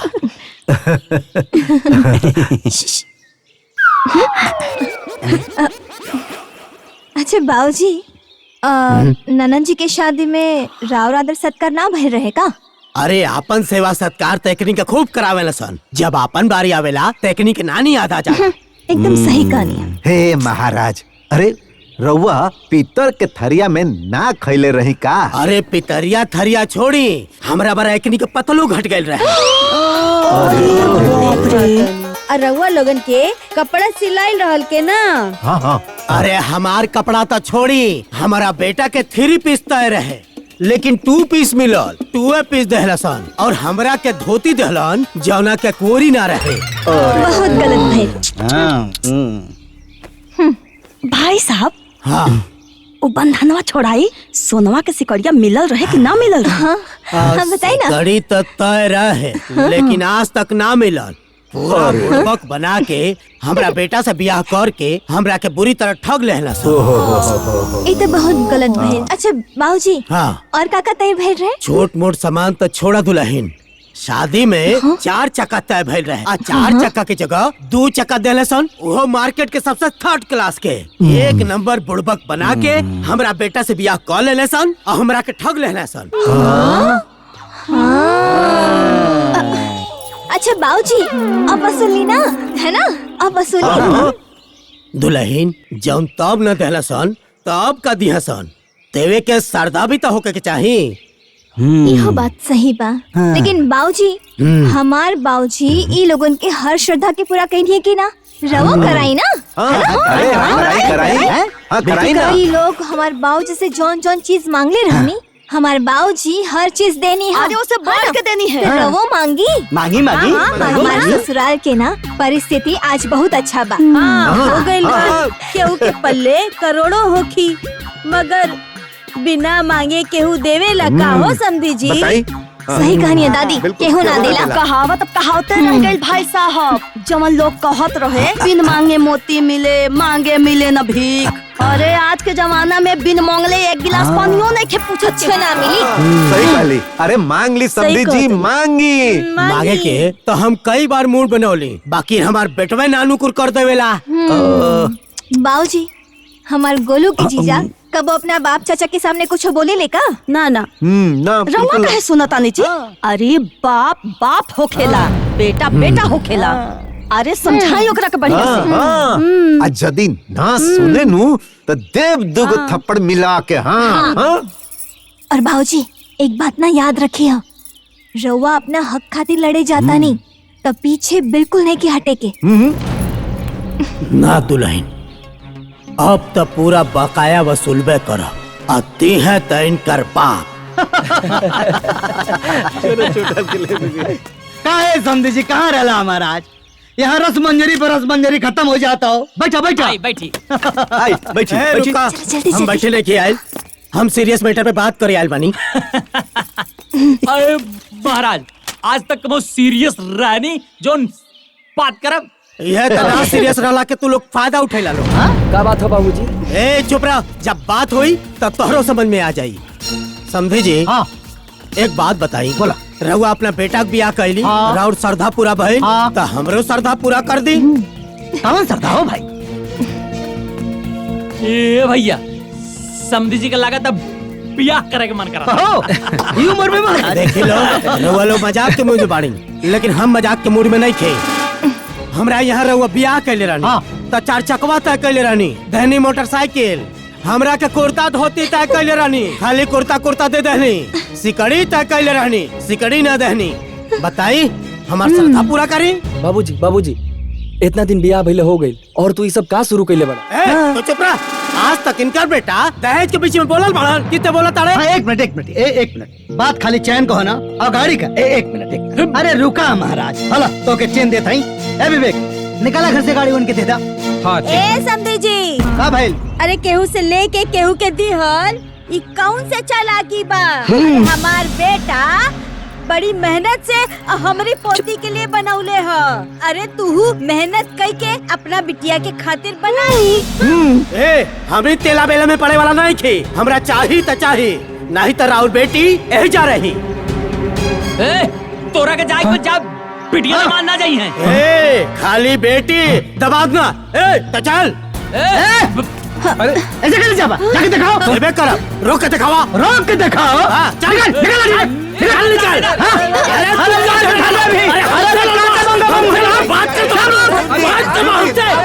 अरे बकवास मत करा भाई। ए समधी जी, समधी हो के लाठी लठौल करे में आज बाबूजी एगो गाड़ी और एगो सिकड़ी खातिर रवा हमार ननन जी के नैहरी में छोड़ दे, ये ठीक ना नो लागी। कौनो भी समस्या के समाधान शांति से होला और हमारे ससुर जी ना दिल के बहुत अमीर है। इना राउर हर श्रद्धा के पूरा कर दी है।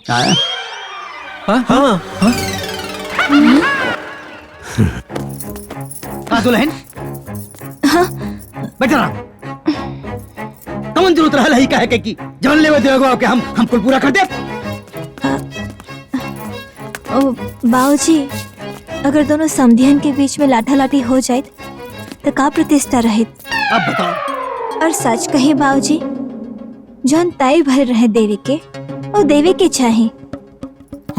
वो बेचारा के दूसर कोनो समधी भी ना है। काहे के समधी काहे के संबंध?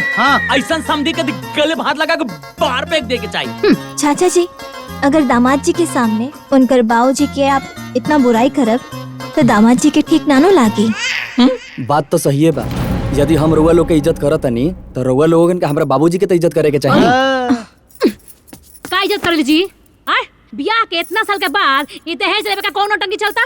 अब याद आवता चर्चा का सुना के चैन। बुआ जी जब तय भर रहे दिवाए के तब दिवा गई रहित ना तो आज याद ही ना आई। हाँ ये पॉइंट वाला बात कहलू है दुल्हन। चुप रह। ए फूफा जी कुछ ना मिली और ई लोग का करी? ई लोग के इतना औकात बा? हाँ तो अब ई देखेगा बा कि केकर कितना औकात बा। रउआ लो मत दी, अब हम दिखाओ। अरे इनके देखा। अरे इनके क्या हो गई? इतना दिन के बाद अब जिन निकलल हा, अब दहेज चाहिए सबके। महाराज अब हमने की दहेज दे के पड़ी। अरे यार तुम पिटी रो मत भैया। हमके तो लागत अनु कौन उनका भड़कावा था। ए फूफा जी का फालतू बात करत तनी? के भड़काई? सब तो परिवार के लोग बा। देख लो अरे बाप तो बाप बेटा भी जारी चलावता। बाबूजी चली यहाँ से। ई लो इज्जत देवे के लायक नहीं खे। बात तो आप समझ में आये? ते खाली हमारा बात पे रहो, गाड़ी ते लोग द्वार पे आके पहुँचाई। अरे रवा लोगी का करतानी? ना जी बात अब औकात पे आ गई बा। हमनी के जाता नहीं। चली बाबूजी। बाबूजी बैठी। बाबूजी जदी रवा लोग ऐसे चल जाए ना फिर कुछ दिन बीती, फिर ओकरा बाद परिवार की याद आई, फिर ओकरा बाद धीरे धीरे करके ना सारा मामला ठंडा हो जाए। बाबूजी रवा लोग कुछ दिन ऐजा रही, जौन चीज मांगले बानी ना वो सब रवा के मिले। मत जाए। ये लोगन के बात पर तो विश्वास नहीं की, पर तू कहा तारू तो रुक जाता नहीं जब दुल्हन।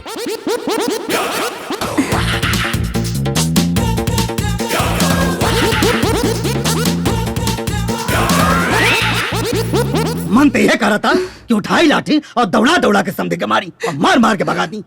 कहो महाराज शादी के कितना साल हो गए, दहेज का भूत अब चढ़ल है इनके। गजब आदमी हो यार। तू का सुसुक सुसुक के रोवा तारू? एक तो लोग खुद हमारा दिमाग खराब कर ले आवे, ऊपर से तू सुसुक सुसुक के हमारा दिमाग और खराब मत करा भाई। अरे महाराज गजब, गजब मेहरारू है यार। ना मनबू रोवा मर जाई। पागल का दिमाग खराब कर दे रहा पूरा परिवार हमारा। ए भौजी मत रोवा। हाँ भाभी, अब रोवाला से करो फायदा बा, अजन समस्या बा वो समाधान करे के पड़ी ना। अब रउए बताई, हम अभी अपना बेटा के बियाह कैनी है, अब फिर हम 4 चक्का कहाँ से दी?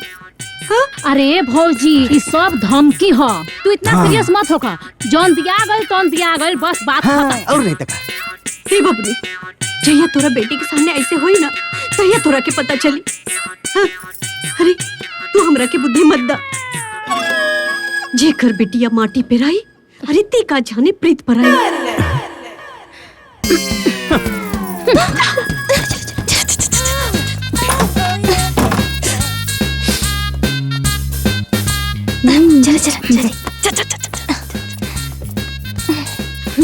आज पता चल गई कि केकरा मन में केकरा प्रति कितना मान सम्मान बा। देखनी भौजी केंगा बोली हो?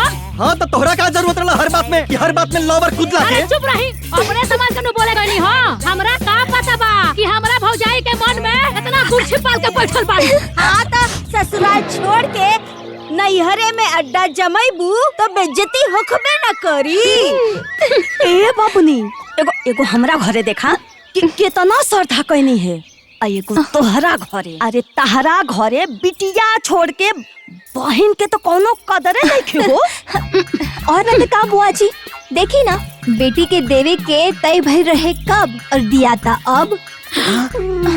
और फूफा जी शादी में दहेज देने के बाद तय ना भइल रहेगा? अरे तय भइल रहे। रेडियो, घड़ी, साइकिल। अच्छा। ना रेडियो मिलल ना साइकिल मिलल। हाँ अब बढ़नी मारो। वो एगो घड़ी 1 महीना के भीतर भीतर बंद हो गई। अचानक तारू हमनी के बियाह में बाबूजी जन मारो के भात खाई आइल ना त तरकारिये घट गई। देखी ना, रवा तो माजी से अपन समझ की बात कहनी है ना, लेकिन माजी ना एहसास दिला देनी कि बेटी और बहन में भेद होला। तो हमरो दिमाग गनगना गइल बा। अगर ओ लोग के मन में हमरा प्रति भेद बा तो हमरो प्यार खत्म। अगर इतना दिन बियाह भइल बेटी के दहेज देता रहिनु तो हमरो के देवे के पड़ी। और ना टका सुना, अब साइकिल ना मोटरसाइकिल चाहिए, रेडियो ना एलईडी टीवी चाहिए। अच्छा तारू घड़ी के जगह पर स्मार्ट वॉच दी है, स्मार्ट वॉच। हाँ, बिल्कुल सही कहा तानी। एक सामान लेवे बा, कुछ नहीं के छोड़े के। बिल्कुल नहीं के छोड़े के। ऐसे चुप बैठने से काम ना चली। चलो उठा। बड़का भैया, ए बड़का भैया, छोटका भैया, अरे कहाँ बाहर बाहर निकलो। का भेल रे? कहाँ चिल्लाता रे? का भाई तू दोनों जन मैटर हो गेल का? अरे मैटर तो हम तार लोगन के संग करब। हमरा बियाह में जौन जौन तय भई रहे नु तौन तौन तार लोगन के देवे के पड़ी। मतलब ई कि साइकिल के जगह मोटरसाइकिल चाहिए और रेडियो के जगह एलईडी टीवी, वो आज के जुग जमाना के हिसाब से। तोर दिमाग खराब हो गेल बा का? हाँ? चवन तमाचा मारा ना दिमाग सही हो जाई। चाचा जी, यहाँ के घर के बड़ बेटी है ना, ऐसे नानू बोले के चाहिए। अरे ना ना बोले दो तनी हमहू तो देखी कि हमरा प्रति इनका लोग का मन में कितना गुरु ही भरल बा। अच्छा, अरे तोहनी ना हमरा बेटी दामाद के देख करके देखा देखी करा ताड़ा पटीदारी करा ताड़ा अपना बेटी के साथ है। अच्छा, तेरा बेटी के देख के पटीदारी करता नहीं आए? सुना, तब के बाद तब कर है, अब ना चली। अच्छा, तो अपना बेटिया के तो बेतोय कोले रहला, तब कहे आप भर भर के हिलावा तारा। अरे तू लोग ना हमरा बेटी के देख के तनकत बाड़ू, हमरा के सब पता बा। अच्छा, तेरा बेटी के देख के धन का तानी, हैं? तेरा बेटिया से कम बनी का? ए बुआ, अपना लासा में ना हमरा के मतलब सारी जौन नहीं के भइल ना तौन हो जाई। का करबे रे? का करबे? का करबे रे? बहुत करबे? बहुत बोलत है बुआ। दीदी मार देम। दीदी, अरे वहाँ पे राहुल बुआ, ऐसे ना बोले के चाहिए। चलिए अंदर चलिए। अरे आई ना अंदर चली चली। ए फुआ काई गड़ल मुर्दा उखड़ले बड़िस रे? हैं? अजुआ तोर शादी भइल, दहेज तहर बाकी बा। हैं? ए चुप कर। खुद तो पटोल का घर फोड़ रहे, आ जब हमार टाइम आइल त लगला दुनिया देखा। चुप। कैसे खाता रू? फालतू बात मार दे हमरा पे। भैया ये कुल का हो रहल बा? ई लफड़ा ठीक लागत हो? अरे महाराज ए समधी जी रउआ ठीक कहा तानी।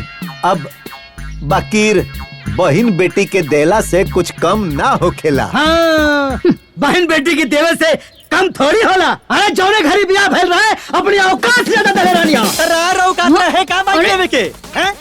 रार औकात रहे वो पीतर के थरिया में खाए के। तनी औकात में दिल से बोला। ए पाहुन आई रंगा कैसे नानू बोले के चाहिए? आखिर रंगा ई सन के बहनोई नु है। अरे ना जी ये लोग के औकात दिखावल बहुत जरूरी हो। अच्छा ए चुप तू तो खामोश रह। सार बारा सार लेखन रह। मास्टर है हम। तो जितना धिया पुता कमाला के ना उतना हम अकेले कमाई ले। कमाला तक का फायदा हमरा के तेज बड़ा का। हाँ। सुना हम रेडियो ना एलसीडी टीवी चाहिए। साइकिल के बदले मोटरसाइकिल दिवाही के सुना कुछ ना मिली जमन करा खो तमन काला लो। अच्छा ए भैया ई मत भूलो कि जौना बाप का तू दू जना बेटा होवा नु वही बाप के हमहू बेटी हई। तीन हिस्सा के एक हिस्सा के मालकिन हमहू। आ यदि ना देबनु तो बजा दे। चल चला हटी हट। अरे ले हम चला पता नहीं कैसे ना देवा लोगन।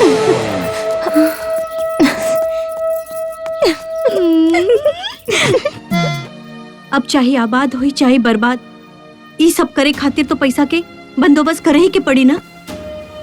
लेकिन हम कतनो कोशिश करब तो 18-20 लाख के तो व्यवस्था ना हो पाई। अरे तो 18-20 लाख रुपया हम कहाँ से लाइबे दादा? बाबूजी हाँ हम कुछ बोली का? हाँ बहू बोला। रउआ जमीन पर पैसा उठा ली। हाँ हाँ ना ये काम ना करे बहू। हमार बाप दादा भीख मांगे खा ले रहे लोग, लेकिन जमीन के एक बीता ना बचलस। हमार हिम्मत नहीं खे काम करे के। हम जमीन पे तो कर्जा ना ले। हमार बाबूजी के भी राउर श्रद्धा पुरावे खातिर अपन जमीन बेचे के पड़ल रहे। हमार बाबूजी के भी उतना ही तकलीफ भइल रहे जितना आज रवा होता। बाकी बात तब प्रतिष्ठा की रहे और बात आज भी प्रतिष्ठा के बा। बात तो सही बा। ना समझे जी, हम जमीन ना बेच पाए। जमीन बेचब तो हमार कलेजा फाट जाई। अब सही कहा तानी समधी जी। अरे बिल्कुल ऐसा ही हमरो कलेजा फाटल रहे। बाकी हम जमीन बेचे खातिर थोड़ी ना कहा तानी बाबूजी। जमीन बैंक में मोर्गेज कर ली और अपन काम निकाल ली। हाँ बाबूजी मधु बिल्कुल ठीक कहा तारी। ऐसे तो हमने के काम भी हो जाई और जमीन भी बच जाई। सरवा न जाने कहां से पाता पे दहेज को बोझ चढ़ गई बा। मारे हमारे रोआ दन घरे वाले के। हर बेटी वाला ऐसे ही रोवेला चाचा जी। ज्यादा चिंता मत करी। बात प्रतिष्ठा के बा और बहन बेटी के खुशी के बा।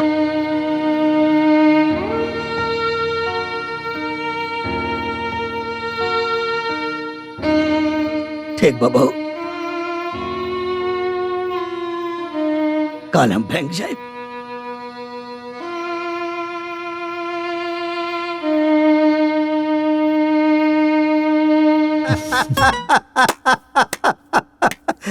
बूढ़ो हुआ तो बैंक में रो देलस बेटी।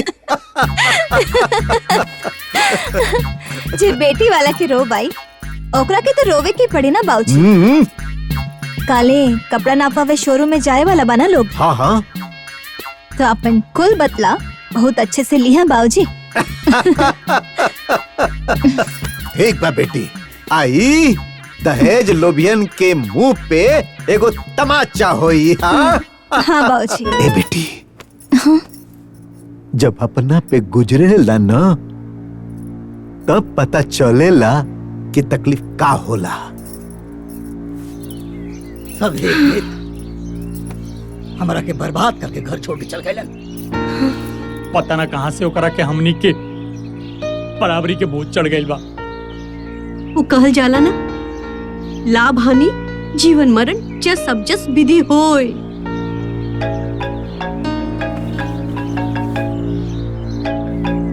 अब एक सारे फोन कहाँ आवत हो? केकर फोन? के होई? तोर बेटी के ससुर? प्रणाम समझे जी। हाँ प्रणाम प्रणाम। हाँ बहुत बहुत धन्यवाद समझे जी। जौन रौरा हमार श्रद्धा पुरौनी। रौरा से बेसी राउर समझी के धन्यवाद। नौका समझी मतलब समझनी ना। अरे अगर वहाँ के दहेज के बाद हमार दिमाग में ना डलती तो 10 साल पुराना डूबल दहेज हमरा के कैसे मिला? अब की बेरा है तकारे से आए। चले ठीक बा, प्रणाम समझे जी। आई हो दादा, हाय देखी, हाँ घर के भेदी लंका ढाए। जेकरा के घर में शरण देनी वही आके हमारे घर में डाले। अरे घर उजाड़ के घर में बैठल बा। निकल निकल लठिया दौड़ा के मारे बनन के हम। चला पूछल जाए।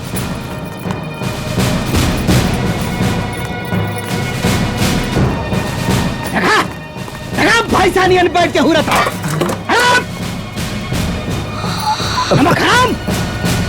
एहसान फरामोश। तोहनी के अपने घर में रख के हम एहसान कहनी और तोहनी हमारे घर में राजेश कर रहा लोग। ए समझी जी, ये क्या कहत है? नहीं चुप सारे बेईमान चालबाज धूर्त इंसान। हमनी सन के हित के भड़का भड़का के सब लुटा देले। हमनी के सब पता चल गइल बा। रुक अब भाई तोरा के बता रुक। हमारे हित बन के हमारे घर में रह के हमारे घर उजाड़ता रहे। निकल निकल आज यहाँ से सब के निकाल के छोड़। निकल बाबूजी बाबूजी। अरे समझी जी, बाबूजी बाबूजी ए समझी जी क्या करता रही? अरे रुकी। अरे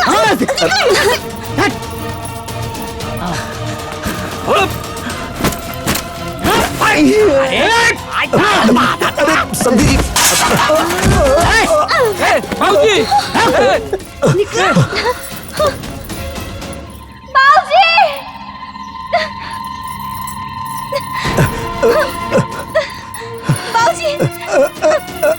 बाबूजी ये का करता नहीं रहा लोग हमरा बाबूजी के साथे? क्या करता नहीं? घर फोड़न हो तो हर बाप पूछा तो के मालूम है का कहले नहीं? हमके सब पता बा। यहाँ के जान कुछ भी कही नहीं है, हमरा कहला पे कही नहीं है। उठी बाबूजी। हे भगवान, ते कैसे पतो बाड़ी? दुल्हन तोहरा के लक्ष्मी बना के हम अपना घर में ले नहीं। लक्ष्मी हो कुलच्छनी। ये सब हम ऐसे कही नहीं कि रोज सब लोगों के पता चले के चाहिए कि हमारे बाबूजी कितना तड़प के साथ है। रोज सब लोगों के एक एक डिमांड के पूरा कैले।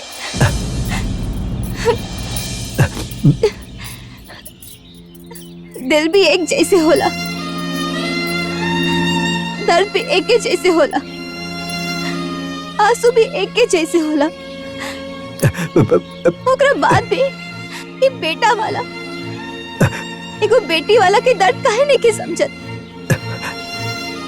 आखिर ये दहेज के जौन लहू लोगन के मुंह में चढ़ गइल बा, वो कैसे छूटी?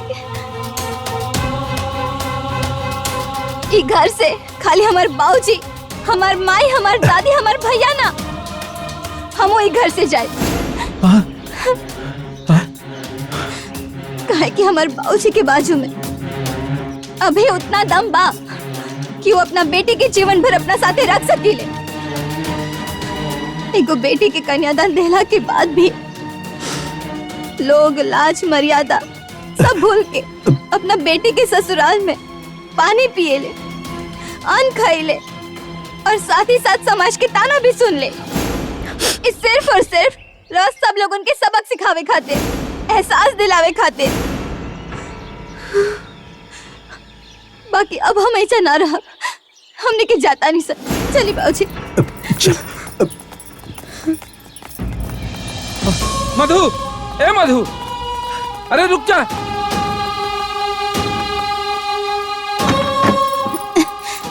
आई दादी। अरे ए मधु ई का करत है? बात समझे के तो कोशिश करा। रोज सब लोग मिलके ना हमारे बाबूजी के जगह जमीन घर दुआर सब कुछ बिकवा दे ले लोग। हमारे बाबूजी के ना रास्ता पे लाके खड़ा कर दे ले लोग। हाँ? और रह का बतानी हम समझी। हाँ? हम का समझी बताई? अरे जौन हो गए तू वापस तो नहीं खेलवा सकत। ऐसे तू घर छोड़ के जेबू तो अच्छा लगी का? अरे जौन हो गए तेरा के भूल जा। कैसे भूल जाई? हाँ कैसे भूल जाई? रार बाबूजी ना हमरा बाबूजी के अपना इशारा पर नचावनी है। हमरा बाबूजी से श्रद्धा के नाम पर दहेज लेनी है। हमारे बाबूजी के पास छत नहीं के रह खातिर। बताई कहाँ रही है हमारे बाबूजी? हाँ ए मधु रुक जा, मत जा मधु, मत जा, छोड़ के मत जा मधु। ए मधु रुक जा मधु। ए बात कहने को समझत हला। आज के डेट में एगो दुल्हा पर ओकर माई बाप भाई बहन सबके अरमान के बोझ बा और साथ ही ए समाज के दिखावा के भी बोझ बा। हम वही बोझ के नीचे दब खल रही। हम कुछ न कर पाए। तू हमारी मजबूरी समझा मधु, मजबूरी समझा। और ही हमार मजबूरी बा। चली बाबूजी। समझी समझाई ना। हाथ जोड़ता नहीं मत जाई। सही बात बा। जब अपना ऊपर गुजरे ना तब होकर एहसास होला। घर छोड़ के मत जाई समझी जी। राउर बेटी है मतलब राउर घर। समझी जी हाथ जोड़ता नहीं, विनती करता नहीं, रुक जाइए। अगर एको बेटा अपने माई के साथे रह सकेले तो माँ बेटी काहे न रह सकती। हम रउआ लोग के सामने हाथ जोड़तानी, रउआ लोग भीतर चले, हमने के माफ कर दी।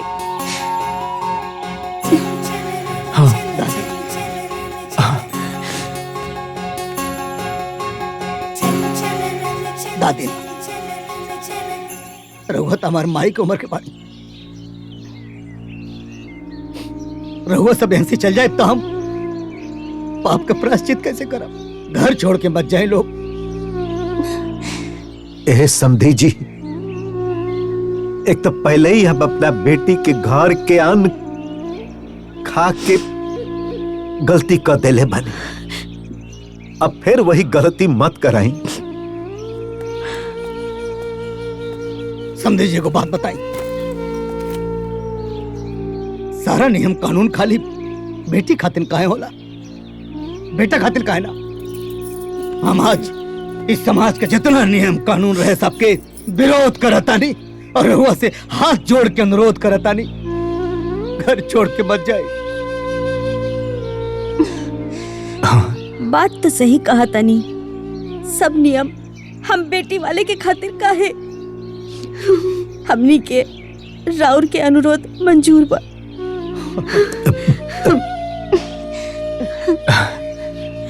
समझे जी। दादी तो हमारा अनुरोध स्वीकार कर लेनी। रहुआ भी हमार अनुरोध स्वीकार कर ली जो ने हमने दूर सब दिन भाई भाई नहीं रह सके। माफ कर दो।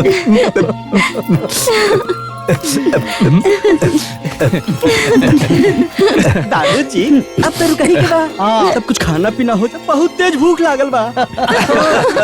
भूख लागल हो? ए विवेक जी पापा जी। तनी खांचा उठाओ और हंसिया।